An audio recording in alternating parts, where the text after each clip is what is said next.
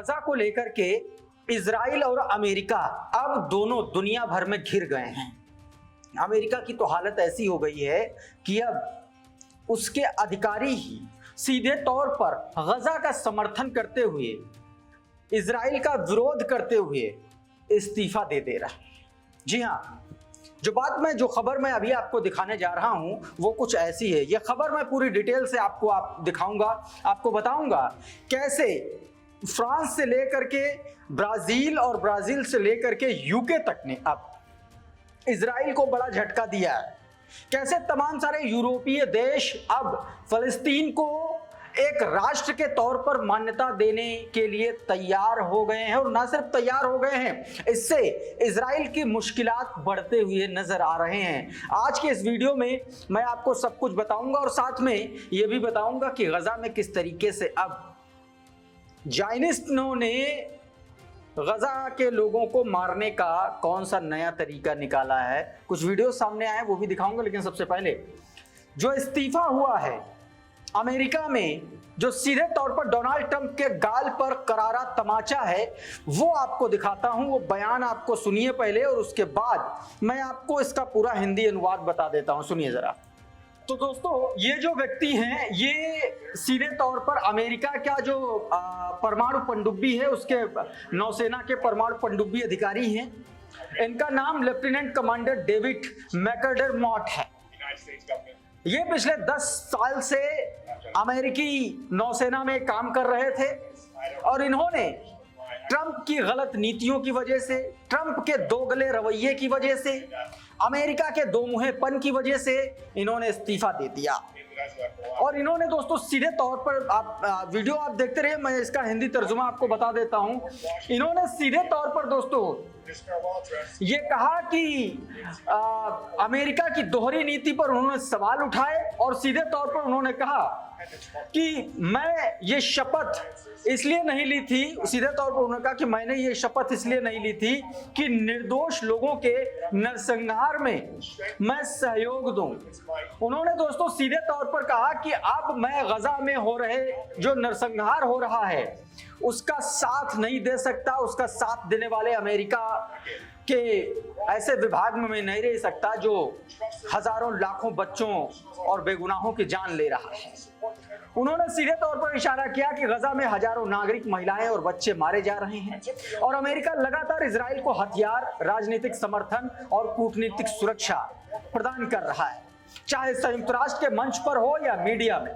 तमाम सारे मामलों पर उन्होंने सीधे तौर पर घेरने की कोशिश की। यानी कि आप ये समझिए कि ये अपने आप में अमेरिका के लिए एक बड़ा झटका है। इजराइल की वजह से अमेरिका के खुद के अंदर तमाम सारे अधिकारी, तमाम सारे लोग अब इस तरीके से उनके भीतर विरोध के सुर फूटने लगे हैं।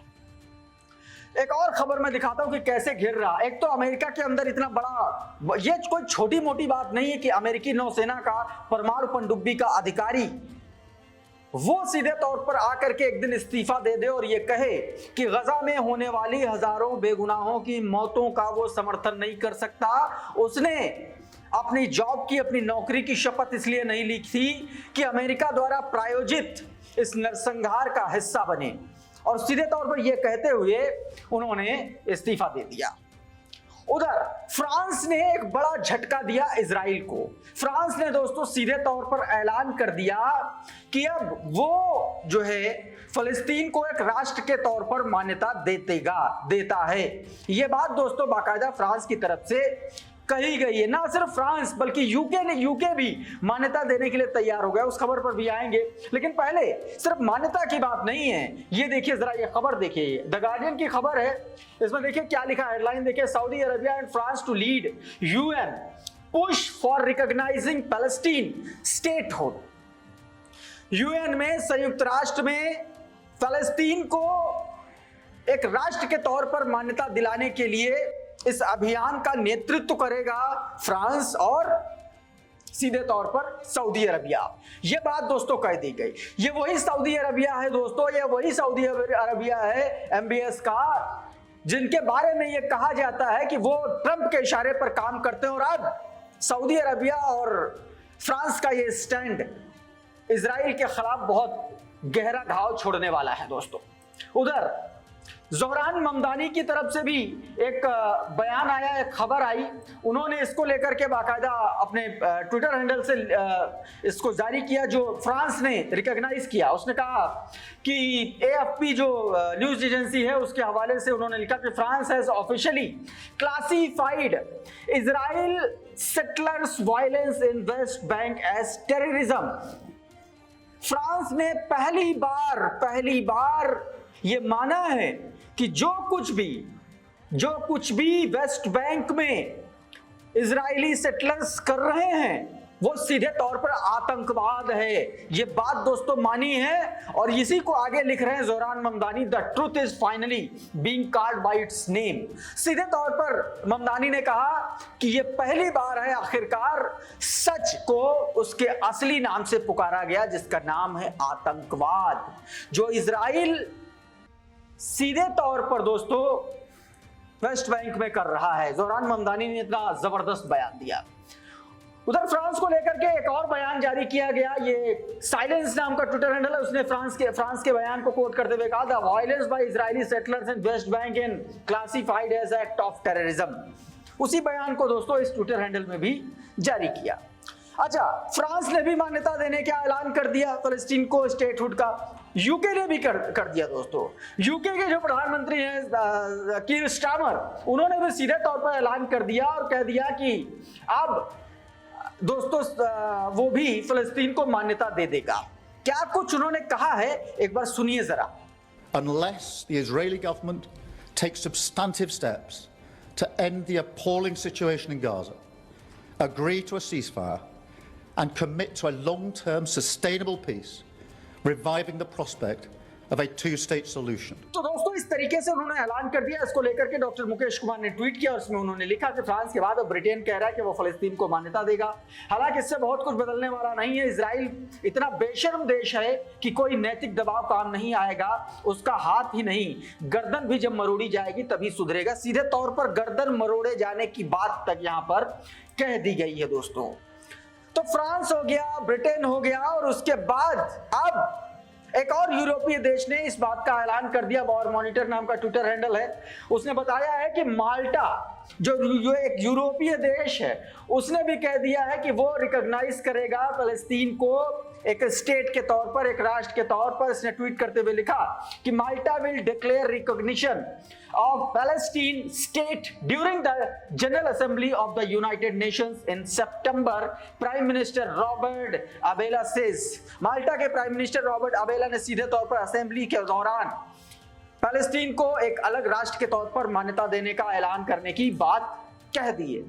उधर चाइना ने एक और बयान बेंजामिन नेतन्याहू के खिलाफ दिया। चाइना ने सीधे तौर पर कह दिया है कि ये जो बेंजामिन नेतन्याहू, ये जो सीधे तौर पर गजा में जो कुछ भी कर रहे हैं ये जेनोसाइड है। और एक बयान दिया डेली ईरान न्यूज के हवाले से खबर, जिसमें कहा गया China pushes for Netanyahu's arrest.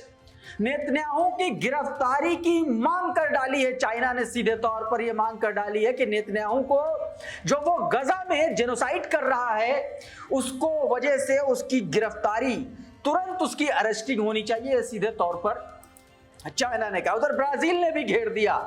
Brazil ने भी घेरते हुए कह दिया कि अब वो ब्राजील पर इजराइल पर वो सैंक्शन लगाने जा रहा है। देखिए हेडलाइन देखिए प्रेस टीवी के हवाले से खबर, Brazil to sanction Israel over genocide in Gaza. Foreign minister, Israeli foreign minister ने सीधे तौर पर कह दिया कि ब्राजील अब इजराइल पर सैंक्शंस लगाने जा रहा है। उन्होंने कहा कि ये देखिए नीचे क्या लिखा हुआ है इस खबर में, देखिए, these are the legal actions that state can take now, the credibility of the international order depends on its non selective application. What we need now is political will and robust process to follow up on the conference. सीधे तौर पर दोस्तों एक बड़ा बयान Brazil की तरफ से भी दे दिया गया।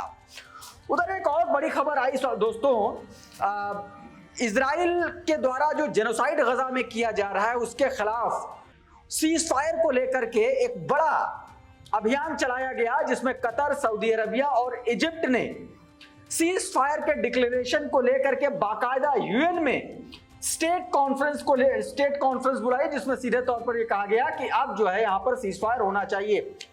एडम मीडिया नाम का ट्विटर हैंडल है, उसने बाकायदा एक खबर जारी की, टाइम्स ऑफ इजराइल की खबर है। उस खबर में देखिए हेडलाइन देखिए, Qatar, Saudi Arabia, Egypt sign declaration calling for Hamas to disarm leave Gaza at UN state. सीधे तौर पर मतलब इसमें यह दावा किया गया कि हमास जो है अपने हथियार छोड़े। इसमें कतर, सऊदी अरब और इजिप्ट ने इसको लेकर के एक डिक्लेरेशन साइन किया है।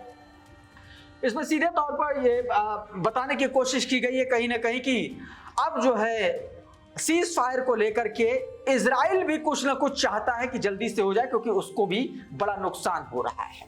उधर दोस्तों बीते दिनों यमन ने जो लाल सागर में एक बड़ा अपना फोर्थ फेज का एस्केलेशन के लिए उसने ये जारी किया था कि अब कोई भी शिप, कोई भी वेसल रेड सी में अगर इजराइल की तरफ जाता हुआ या इजराइल के साथ व्यापार करता हुआ या इजराइल के पोर्ट की तरफ जाता हुआ दिखा तो उसको उसका भुगतान करना पड़ेगा, सीधे तौर पर उस पर हमला किया जाएगा। उस धमकी के बाद, उस चेतावनी के बाद तमाम सारी शिप कंपनीज में दहशत का माहौल है। यह खबर देखिए प्रेस टीवी की, shipping companies panic after Yemen state to escalate attack. सीधे तौर पर इसके बाद बताया गया कि पैनिक का माहौल है उसमें दोस्तों। अब दोस्तों इजराइल में देखिए एक ताजा हमला इजराइल का आया सामने, गजा में जो कर रहा है। ये देखिए कैसे निर्दोषों पर गोली चला रहा है, देखिए जरा, ये इस तरीके से निर्दोषों पर गोली चला रहा है। देखिए ये गजा की ताजा तस्वीरें हैं, शहर इमामी ने ये वीडियो जारी किया है। ये देखिए लगातार आप सोचिए गोलीबारी चल रही है और यहाँ पर कोई ऐसा नहीं है व्यक्ति जिसको। उधर देखिए एक और तस्वीर, गजा में एक बार फिर से चर्च के बाहर कैसे धमाका हुआ, आराम से प्रार्थना सभा चल रही थी, अचानक से उसके बाहर बम फटा। ये देखिए कितना जबरदस्त बम फटा। सफरेश नेशन नाम का ट्विटर हैंडल, उसने ये वीडियो जारी किया जिसमें बताया गया Israeli air strike near the holy family Catholic church in Gaza today, explosion shock the church during the mass of peace with missile hitting just metre away. कुछ मीटर की दूरी पर, चर्च से कुछ मीटर की दूरी पर वहां पर मिसाइल ने हिट किया। ये देखिए कैसे मारा जा रहा है लोगों को, ये देखिए, ये देखिए ऊपर से एयर बैलून गिरा करके लोगों को, जो वहां पर जो लोग रह रहे हैं टेंट में, उन टेंट्स पर गिराया जा रहा है, उनको मारने की कोशिश की जा रही है। ये इस तरीके से भी ये हरकतें भी इजराइल देखिए करता हुआ नजर आई। ये देखिए ये ताजा तस्वीरें हैं दोस्तों। मोत्सेम नाम का ट्विटर हैंडल है, उसने बाकायदा ये वीडियो जारी किया है। एक और तस्वीर, इन्हीं कृत्यों के खिलाफ सीधे तौर पर यमनी फाइटर्स ने देखिए किस तरीके से ऐलान कर दिया। ये वीडियो देखिए, इस वीडियो में दोस्तों सीधे तौर पर कहा गया है कि यमनी फाइटर्स ने सीधे तौर पर अरब को वार्न किया है कि अगर बॉर्डर्स नहीं खोले गए, अगर जल्दी ही बॉर्डर्स नहीं खोले गए तो उसमें सीधे तौर पर कहा गया कि वी ब्रेक द डाउन और सेल्फ। सीधे तौर पर धमकी दे दी गई है और कहा है कि जल्दी से जल्दी बॉर्डर्स खोलिए दोस्तों। तो अभी के इस वीडियो में फिलहाल इतना ही। बहुत बहुत शुक्रिया, बहुत बहुत धन्यवाद। आप जुड़े रहिए आपके अपने चैनल द कॉन्फ्लिक्ट लेंस के साथ। नमस्कार।